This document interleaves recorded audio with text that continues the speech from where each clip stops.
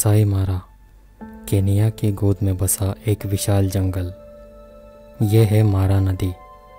मानो इस जंगल की सारी ज़रूरतों को पूरा करती हुई बहती है। मसाई मारा की जीव सृष्टि के लिए ये नदी जीवन वाहिनी है। इस जगह को शेरों की धरती भी कहा जाता है। यहाँ पर बिग कैट्स की तादाद सबसे ज़्यादा है। लेकिन इस जंगल के असली शेर है मसाई लोग। इन लोगों का जीवन जैसे इस जंगल की ही देन है। मसाई मारा जंगल का नाम इन्हीं लोगों के नाम से रखा गया है। यही लोग यहाँ के मूल निवासी हैं। मसाई लोगों की जीविका। मसाई लोग एक तरह से चरवाहे लोग हैं।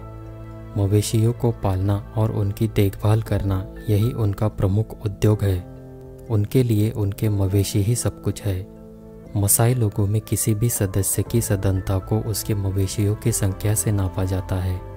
जिसके पास जितना पशुधन वो उतना ही श्रेष्ठ माना जाता है। पशुओं से मिलने वाली सभी चीज़ों से मसाई लोगों की उपजीविका चलती है।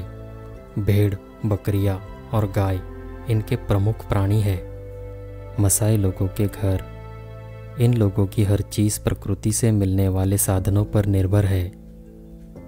इनके घर भी इसमें शामिल है।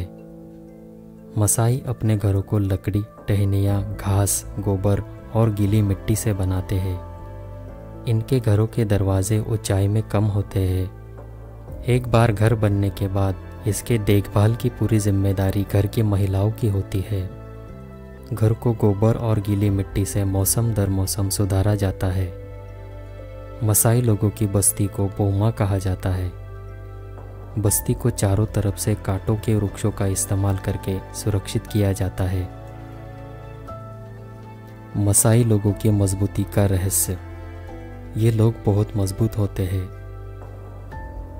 इनमें शेर जैसे जानवर से भी अकेले बैठने की ताकत होती है। इनकी ताकत का राज है इनका खान पान और गतिशील जीवन शैली। इनका आहार पूरी तरह से पशु और पशुओं से निर्मित वस्तुओं पर निर्भर है। इसमें पेड़ों की टहनियाँ, दूध, मीट, शहद ये सारी चीज़ें शामिल है। कहा जाता है कि एक मसाई इतना ज़्यादा दूरी तक चल सकता है जिसके बारे में आम आदमी सोच भी नहीं सकता। चरवाहे होने की वजह से इनमें ये खूबी विकसित हुई है। Maasai jumping dance. ऊंची छलांग लगाना यह मसाइयों के नृत्य और शक्ति प्रदर्शन का माध्यम है।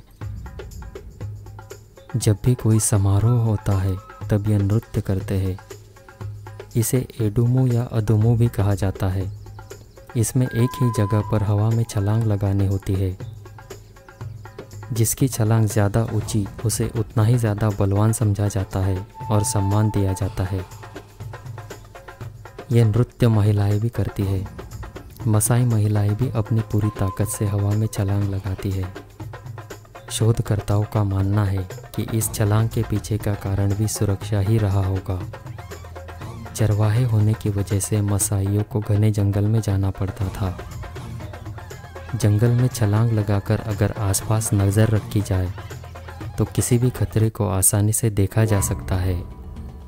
आज भी ये क्रिया इनके प्रथा का हिस्सा है और इनकी पहचान बन चुकी है। मसाई योद्धा। आम मसाई से मसाई योद्धा बनने तक का सफ़र बहुत मुश्किल होता है।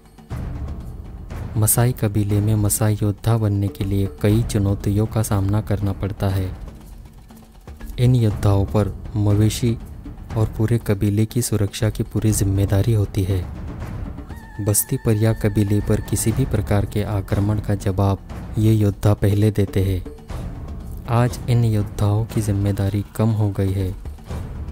पहले जंगली जानवर और अन्य कबीलों के आक्रमण का खतरा ज़्यादा था। मसाई और बाहर की दुनिया। आज दुनिया बदल चुकी है। वक्त आगे निकल चुका है। लेकिन मसाई लोग अपनी प्राकृतिक निर्भरता में खुश है। ये आज के आधुनिक युग में भी प्रकृति का सम्मान करते हैं और ज़्यादा से ज़्यादा प्राकृतिक संसाधनों से ही अपना जीवन चलाना सही समझते हैं। शायद यही चाहत इनके संस्कृति को जिंदा रखे हुए है।